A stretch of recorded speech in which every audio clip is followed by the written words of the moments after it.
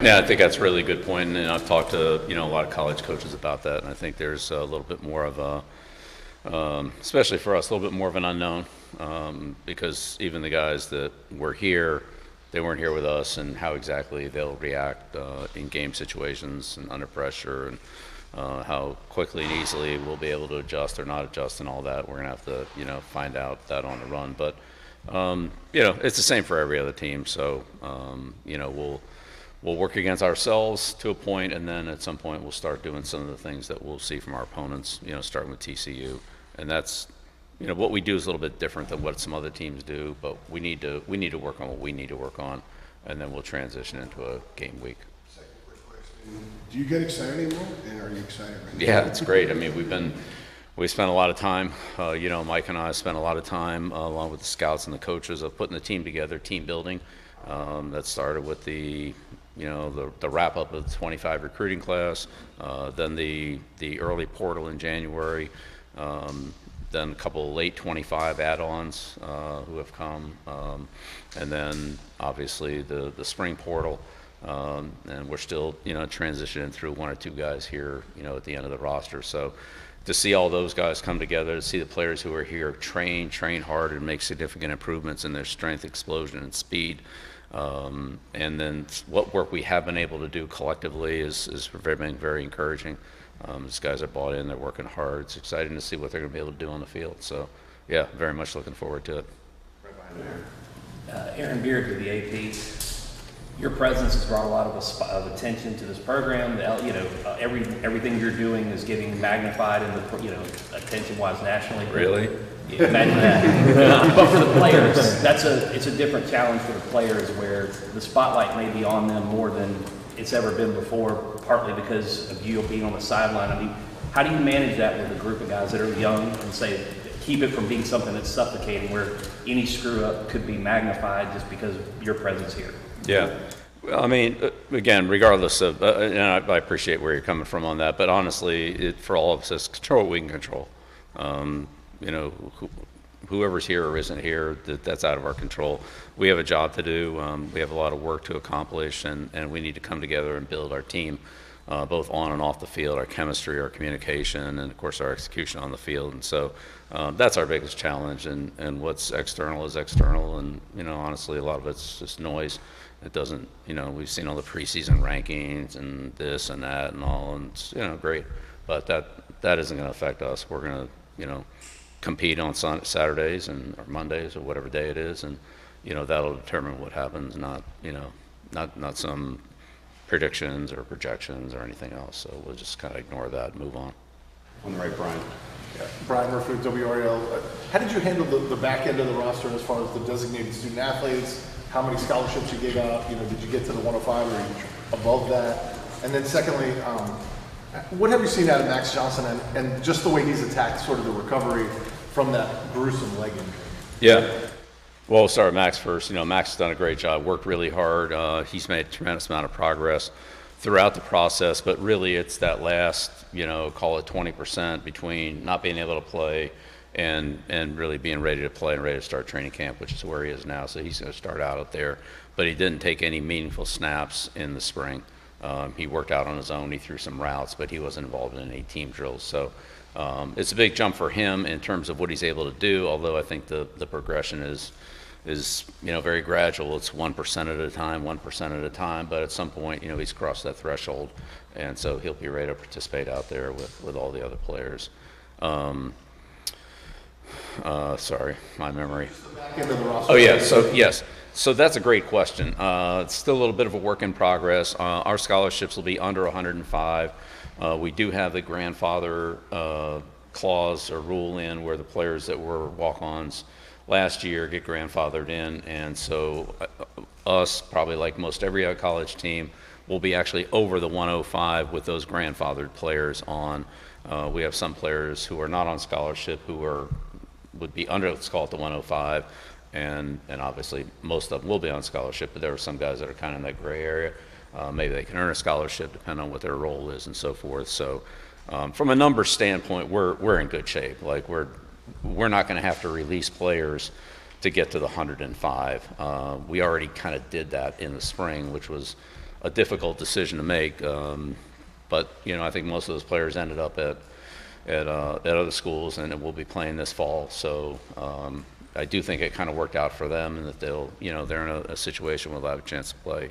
But we're not really going to be restricted on the roster size this year. I think it'll probably be something we'll have to work on next year, but for this year, we're actually under it. Thanks. Yeah. Love those bottom of the roster questions. I mean, a lot of people let that stuff go, but honestly, those are important decisions. Some of those players eventually are going to end up helping us. I mean, I just know that's the way it's going to work out. So, to me, those players are just as, I don't know if they're just as important as the top 10, but they're going to be factors on our team and have roles. So, we're constantly trying to make sure we, from top to bottom, do the best we can. Sorry. Yep. Last row on the left. Yep. Adam Smith, Inside Carolina. Hey, Bill. Adam.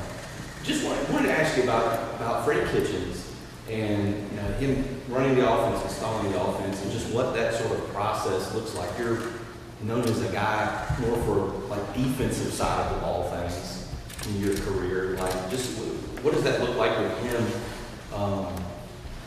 putting together this offense? How much input have you had on what you guys want to run offensively, and just sort of that collaboration?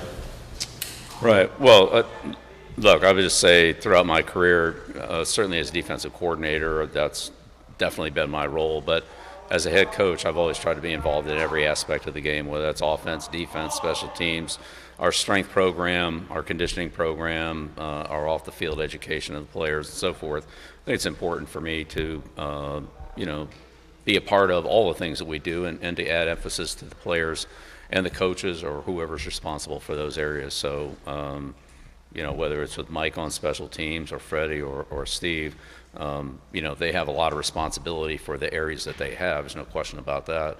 But, from a team standpoint, I want to collectively put together the best plan and the best role for our players, which sometimes they overlap a little bit. And so in order to do that, I kind of have to, be a part of all of it. But in terms of Freddie, Freddie's very aggressive coach, wants to, have a physical team, physical running game, physical presence on offense. We just don't want to, run backwards on every play. Like, we want to be aggressive, and we have, we think we have the players to run that type of offense. I'm sure we're going to have to modify it a little bit.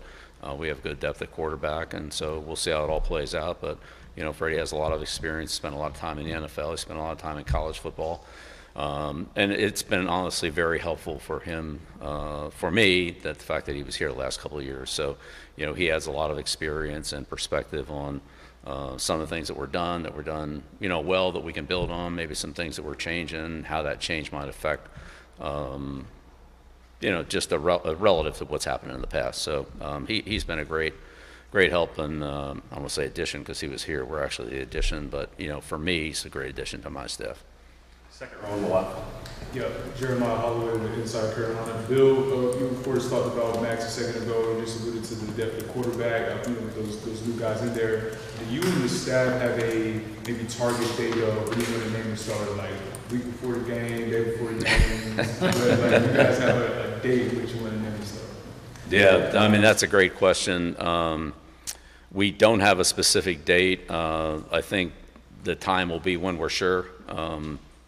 In my experience as a coach has been, at that position where you're, you want to define who that is, and what you generally don't want to do is pick player A and then end up going to player B, let them compete, and then once you're sure it's player B, make it player B or player A, whoever it goes.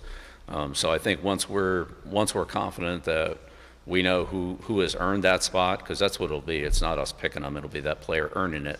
Then we'll decide on that.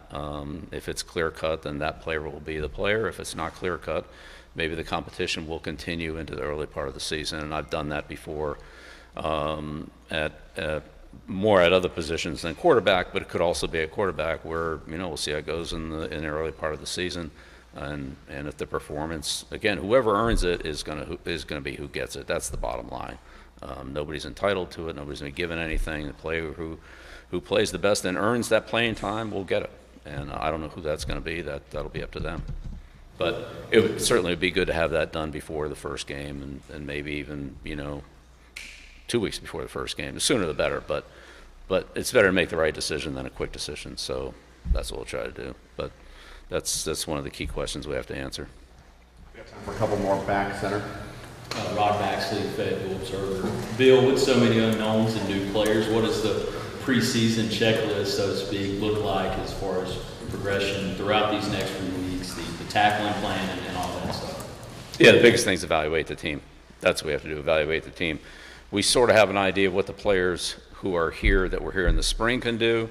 But again, I'd say a lot of those players have shown significant improvement, particularly in their strength conditioning, their explosion, their speed, and their techniques that they've been working on from the spring coaching. And so we'll see what that looks like. But then evaluate the other players, the many new faces that we have here, and see what kind of role they can carve out for themselves, and how we can utilize them once we have a better understanding of their skills. I mean, we can see them. Whether it was transfer players or in some cases freshmen that are coming in, we have an idea what their skills are and think, hey, maybe this player can do certain things and this player can do certain things, but until they actually get out on the field and prove it and earn it, we'll give them a chance, but they'll have to earn that over somebody else who is probably vying for the same role. So big thing for us in the next, I'd say, 10 days is to evaluate the team and then start to fine tune it from there. Front row. Grant Sasher, Torios on SI. Your resume speaks for itself when it comes to evaluating talents at the highest levels, but when you're assessing high school athletes, players who are developing physically, mentally, and fundamentally, what makes that process more challenging in evaluating college and college transfers and high school athletes, but also are there any specific indicators that you look for when it comes to evaluating? Yeah, you pretty much hit all the issues right there. The high school evaluations are harder because there's more of a discrepancy between the players that we're evaluating, Power 4 type players versus, honestly, other players who aren't even going to play college football. High school is probably the end of their football career, and then in between. So it's hard to see. Sometimes it's hard to see what the level of competition is. Of course, you can see a kid in person, which we had approximately 4,000 kids on campus in our 7-on-7 camps and in our individual camps. That's helpful, or to go see the player actually practice at his high school, or games in the fall, which we didn't do last year, but we could do some of that this year. So those things are helpful, but the best evaluations when they actually get on the field and do our stuff against our players. The college out evaluation, I'd say, is a little bit easier, similar to the NFL free agency, where you can see guys playing at a competition level that's more similar to ours. In some cases, there are guys that are going to play up, but in other cases, not. We have a couple of guys from Penn State and Florida, places like that. So that's a pretty good competition right there. But we have some other players that have transferred in from, let's say, lower levels. So that's a little bit more challenging, but again, it is what it is, and we have the same opportunity everybody else does. So we're watching the same high school film that every other school's watching. We're watching the same college transfer film that everybody else is watching, and really it's up to us to make the right evaluation for us and how a player fits for us, how he fits for another team in their system. Could be two different things. We have to do what we feel like is best for the development of our team, and that's just not his on-the-field play, but also the other components that he brings, his work ethic, his leadership, his toughness, and so forth. So it's challenging. I'd say the biggest challenge of all that is just the volume. We're talking about like several thousand high school players. You weren't looking at several thousand players in the draft. And then you have the portal players, which is another couple thousand, and you weren't looking at a couple thousand free agents in the NFL. It was whatever the number was, it usually boiled down to, somewhere in the double digits. So the volume of players is a lot greater than what it was in the NFL.